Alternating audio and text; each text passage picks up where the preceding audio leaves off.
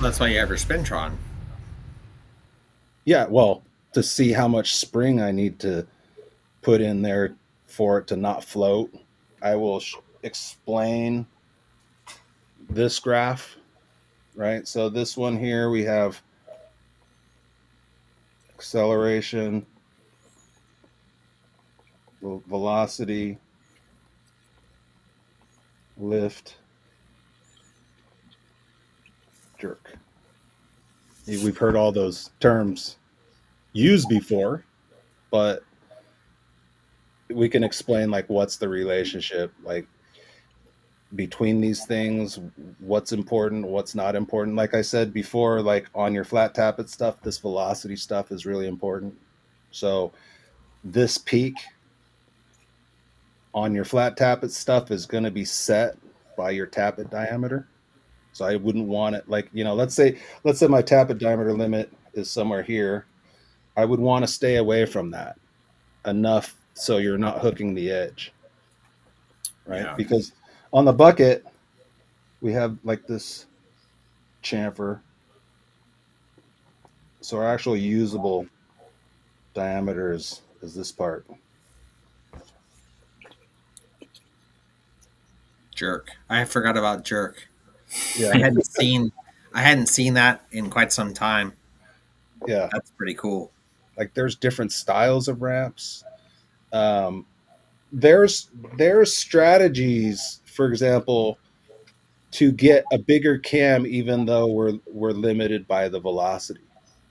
So uh, they have something that's well, yeah, that's like goes into the deeper subject. We got to kind of cover some basics before I could really explain that. But make sure that you keep that in mind. Okay. It's the design would be called dwell at max velocity.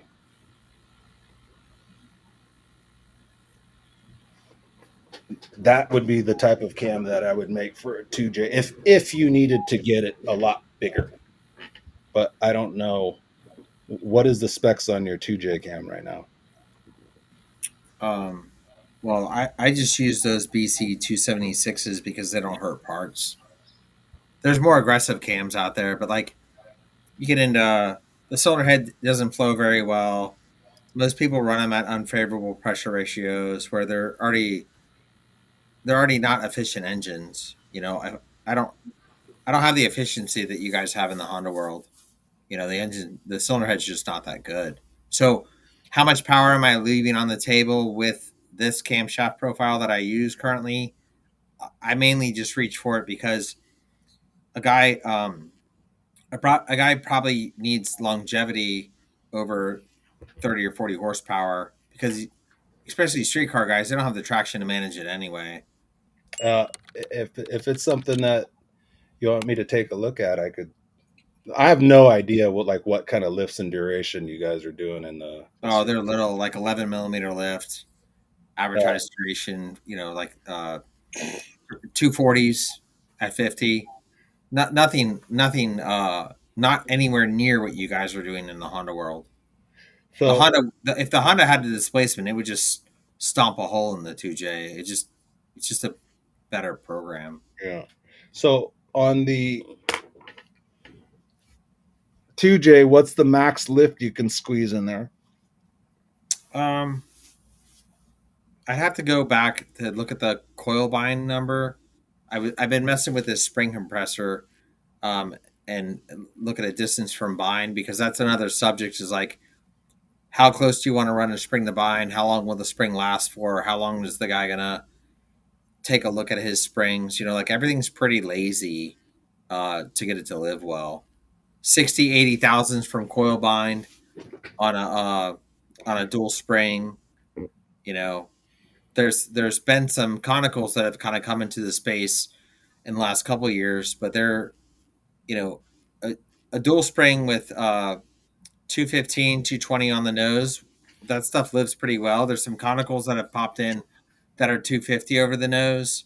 Um, and I just haven't run the stuff enough to know if it's going to offer the customers benefit. I've seen some pretty abnormal bucket wear, where the base of the bucket, the part of the bucket that's down in the cylinder head, is starting to beat itself up.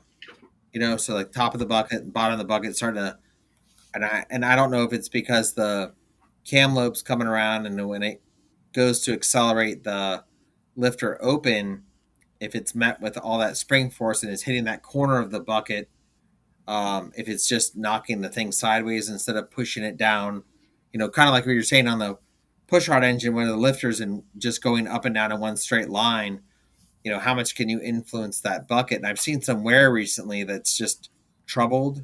So I try to stay away from it because most of the customers I service, they need their stuff to live. They don't have money to throw away. They're not, there's no championship involved. They're just guys that are having fun with their cars. Yeah. Yeah, so if it's grabbing the side of the bucket, that could certainly cock it in the bore and cause some problems there. And then I I've seen the top of the bucket literally just flex like a drum, and you start seeing spider web cracking, you Yeah, know, I've seen that too. along that, and that's just you're just hammering it open, So something like that is you need a stronger bucket, maybe do cryo to get some additional. Cryo is the cheap way to get 20-30% more strength. Yeah. You know, Yeah, there's a couple bucks that have popped on the market. Kelford has a bucket. I believe it's an offshore part. Um, and it's living pretty well as long as you use it with a mild cam. And then SuperTech has a much better looking bucket as far as robustness of the part. Um, but the price is like 3 4x, which, if that's the solution, who cares about 3 or 4x? Because when you tear a bucket up, you're going to spend way more than the price differential between the two components to fix the engine. right? But you know, just like you're talking about, there's the release of a solution, and then there's the adaptation, and the time in between um, is just something you got to be patient with. You've had your personality has been pretty bold, especially online, with kind of telling it like it is. And I've uh, I've never had the time to dedicate to really arguing, on the internet. As the most controversial I've been is steel cams versus chill cast cams on a JZ, and even that argument got boring because I just have better things to do. It wasn't enjoyable for me to try to tell somebody they got a nail in their head. Yeah. Well, my hope with this discussion is that it just becomes a reference. Like we're touching so many different topics from failures to performance that somebody can get better understanding of what the issues are by either watching this in whole Well, parts. you have I a don't want to argue with anybody. I don't want to find like everybody wants to tell me they got the greatest and they want a challenge or whatever. It's like, whatever. It's like, I don't have no. I think that you have a lot to be proud of, and you have a lot of information to share. And if you started today with leaking out all of the things that have made your brand something that lands people in the winner circle, it would take you quite a bit of time to get people to really wrap their heads around it. I do believe that there's a lot of people, like the diagram that you had with the velocity and jerk, like that's something that someone that's never seen that before, I haven't seen that in years. It's going to take me, I'm going to have to sleep on this. I have to dance with these ideas, for weeks. It's like the meme where you're laying in bed and your wife says, I bet he's thinking about another girl. It's like, no, I'll be thinking about this diagram. You know, this is what I'll be at. yeah, I fantasize about, like, what if I had time to be on a spintron, and like, there's so much stuff with engines. It's just a wormhole. You're never going to master all of it. right. But just being near, like you're saying, you called some old guys up and you said, hey, will you teach me something? you Yeah, know so uh, this type of discussion is pretty neat for that, because you can help people move along, and it, not only be faster but save money, because they're not going to tear as much stuff up. part of this process is, Jamie's car will be proof of concept for a lot of new stuff that I'm doing, because it seems like I got to come back to the Honda world every 10 years to put my stamp on it again. Well, And each decade later, it's like newer, better stuff. So we just came out with those roller, cams, but I got way crazier K stuff that we're working on right now. That should yeah. just it. I believe we will completely reset people's expectations of what the paradigm is.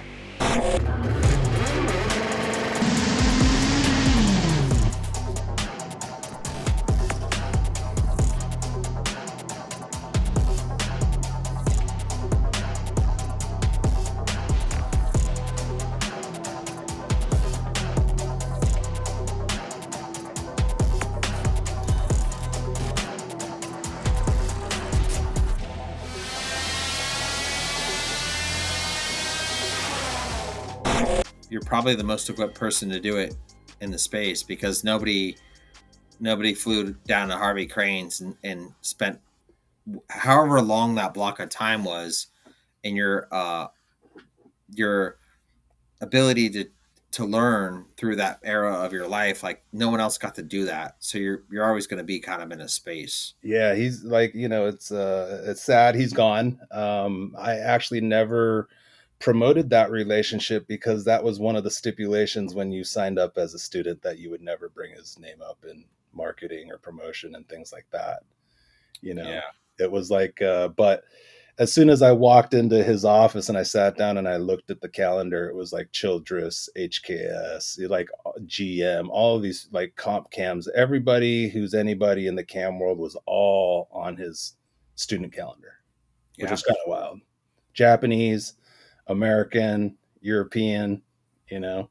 So I was definitely was fortunate to, I guess you call it, sit at the feet of the master. And somebody that really knows what they're doing, they don't they only need to say a few things to sort of light up the path, that, what I'm saying, Yeah. Yeah, to, for sure. it's Some of sort the of like, smartest guys I know have said very few things to me. I'll ask them a question, and they just kind of like transfer information if I'm in the right headspace, and it's never something I've really been able to explain. But a lot of old guys have taken away a lot of tribal knowledge that I'm super grateful for. so after the going to Harvey Crane cam school, that opened up every camshaft that I designed since, right? So we can go into all the different things that I've learned throughout the years. I actually, I even did motorcycle stuff. So like the flat tappet stuff that I first did was for this satellite Suzuki team that finished fourth in the Daytona Formula Extreme, the Daytona 200, and that was like my foray into flat tappet camshafts. Hmm, that's So cool. I had my other company. All I knew is that I shouldn't argue with you. That's what they told me about you. Like, don't argue with Dave. And I go, okay. But I never really spent a lot of time on the forums. By the time I made it to Honda Tech, it had been sold, and it was just in pieces, and which is a shame, because Honda Tech used to be um, probably a great community resource.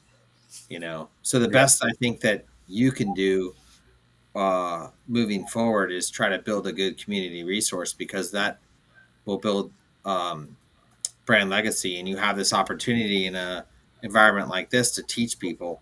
Now everybody can go to school. If this format works for you and works for your client base, now a lot of people can go to school and learn stuff, which is pretty neat. interestingly enough, a lot of what you think are the limits, like acceleration, those aren't the limits. Most of the limits are determined by physical constraints. So like how much I can accelerate. So, for example, I'll give you a hint, not a hint, but just like a little taste. If I say, what determines the maximum rate of acceleration that I can do on a cam, like on a finger follower camshaft, right? You might hear people say materials, or you say spring, or things like that. It's actually not. It's radius of curvature, right? It's that. It's the peanut. It's the inverted radius on the lobe. Once that inverted radius gets too small, I can't grind it. So that's the limit. So the higher I push, the faster I open the cam, the smaller that inverted radius gets. And once the inverted radius is too small, I can't grind it. That's my limit. Have you considered retrofitting finger follower to a K?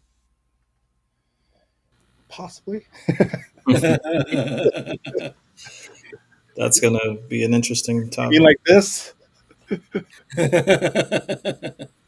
Well, I did this. Yeah, like I did this stuff like 10 years ago. yeah. Oh wow, look at that. Look Yeah, at that. yeah. It's covered in dust. Yeah, whenever we talked last month or whatever, um, my takeaway from you was finger. There's finger follower, and then there's the rest of the stuff, and uh, and then I thought like, well, if anyone's gonna retrofit finger follower to another engine, it'll be him. Like he'll be the one that pick it up and do it. Well, the So yeah, highest. Look, the you come out of the motorcycle world, so you know motorcycle world was all flat tappet, but not anymore, right? yeah. No, I went home and I went home and looked at how much it cost to buy a KTM head or something modern just to look at the valve train. You know, for $450 or whatever, I can buy some used stuff just to look it over. And Right. it's pretty wild stuff that they have out there in that space. This is your modern superbike valve train. Yeah. Same thing. Formula One is also on a finger follower. So, why am I a finger follower guy? Because you can get more area under the curve with a finger follower, a lot more. You know. Well, the shape of that face of the follower in conjunction with the lobe, isn't that kind of a multiple? Well, we can design. It's mainly just you design for the valve motion, and the cam shape is essentially translated through the geometry to get the final cam shape. Hmm. Does That's that make cool. Does that make sense? Because Yeah. Yeah, the I can follow that.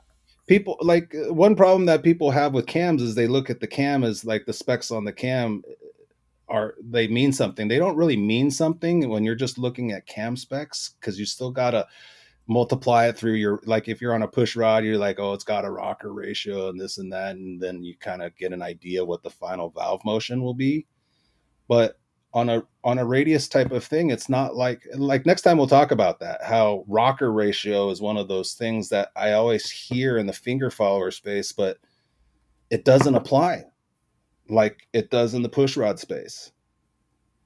Hmm. You know, it's like here we'll give you a tease. So that's your push rod rocker ratio. Agreed? Yep. Right? We got this round tip here, so the center pretty much stays like the center A's, those are pretty much fixed, right? And then whatever's contacting the valve tip, it's going to have a radius on it, so it's going to have a slightly different contact point from the top and the bottom of the motion, right? So your rocker ratio is going to be B divided by A, and then B1 and B2 are so close that for all intents and purposes, you can use a single rocker ratio number and get a pretty good idea of what that camshaft's doing, right? Right. And then you look here. So this is a finger follower system. If you look at A moves and B moves, right? So it's like the rocker ratio is constantly moving between this max and min ratio. We have B1 divided by A1 and we got B2 divided by A2. So the rocker ratio doesn't tell me a whole lot because it doesn't work, you know, it doesn't work like a push rod. The rockers don't work like a push rod. Right. Like they're different classes of levers if we were to It get into the it looks like with a follower you get the double dip. yeah, you just can't use rocker ratio. You can definitely get way more area under the curve with a follower, with the finger Yeah. follower. Oh yeah, Yeah. yeah. No, that's That's pretty badass. Like I said, when you said it the other day, I caught it and I'm like, okay, that's the future for sure. Is It's, follower. so how do we adapt one to the 2J? There's enough. There's enough holes in the cylinder head to bolt it in, so you've got that obstacle. The valve cover will look a little funny, more like a K series, because you'll have to do tubes up for the spark plugs, but that's not a big obstacle. Um, the cylinder head flow thing, I guess, would come under topic. If it's just such a terrible head compared to the Hondas. Yeah. So, I mean, depending on how much, I'm sure it would pick up a decent amount of power. But what we need is a K series head.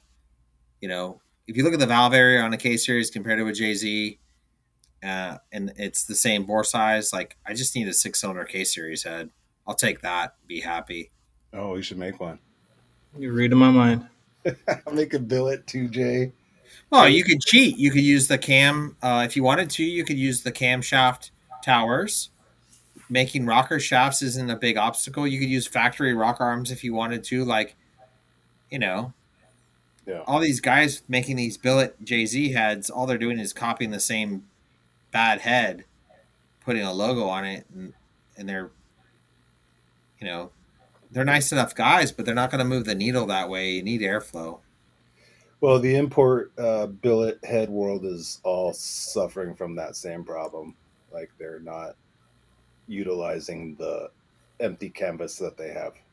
For now. Yeah. Yeah. Valve area is going to be constricted by the bore diameter, right? So put the biggest valves in the thing you can, and work up from there. And it seems like instead of that, they're too busy copying the factory stuff. Well, there's a different level of knowledge that you need to have in order to start manipulating all the geometries, especially if we start playing with rocker arms. It's a lot more difficult than the flat tappet. Sure, but I don't want to go through all that. I would just take what Honda did and just make the case. Like they did that for the old 280Zs. That what's that L20 yeah, I've seen it. L28 engine. Yeah. And then they have a 6-cylinder K head for that. Yeah. So that's a cool concept. But even then, they're just copying the Honda geometry as opposed to, developing new geometry. Right. Yeah. Well, with that being said, could you pull from that motorcycle community, the follower community? Go get yourself a new single cylinder dirt bike engine that's a follower design, and just scab it together to work on the bore spacing. And use some of the factory bits that are expensive and hard to manufacture. That way you don't get into making followers. You just use factory stuff. Well, the factory K followers are pretty heavy, so I'd be moving away from that. But they'll go to 10,000, right? Yeah.